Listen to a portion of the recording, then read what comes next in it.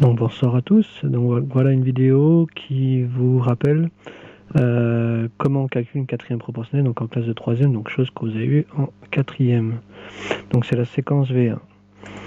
Donc dans un premier temps, voici une situation problème. Donc, sur une affiche on peut lire, on a 11 cartouches qui coûtent 385 €. Quel est le prix de cette cartouche? Donc déjà dans un premier temps, le nombre de cartouches et le prix à payer sont proportionnels.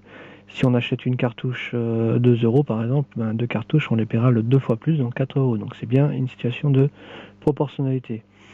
L'approche que je propose, donc c'est une approche avec des flèches. Donc 11 cartouches correspond à 385 € et on veut savoir donc le prix de cette cartouche qui correspond donc à un prix de X € que l'on cherche.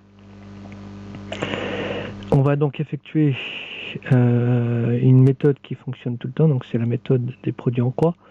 Donc contrairement à ce que l'on pourrait croire, donc les produits en croix, ce n'est pas quelque chose fois quelque chose divisé par quelque chose, mais c'est quelque chose fois quelque chose égale quelque chose fois quelque chose. Donc ça nous mène à une équation.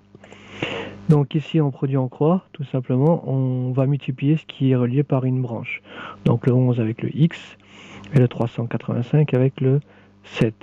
Donc l'égalité des produits en croix va nous donner donc 11 fois X égale 7 fois 385.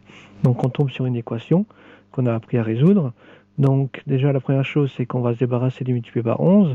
Donc comment on se débarrasse du multiplié par 11? En divisant par 11. Je vous rappelle qu'une équation c'est une balance en équilibre, donc toute opération effectuée d'un côté est obligatoirement effectuée de l'autre côté pour garder donc le signe égal entre les deux.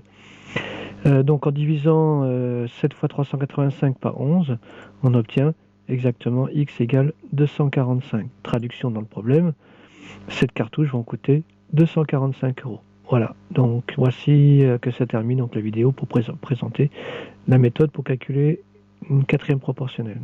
À bientôt.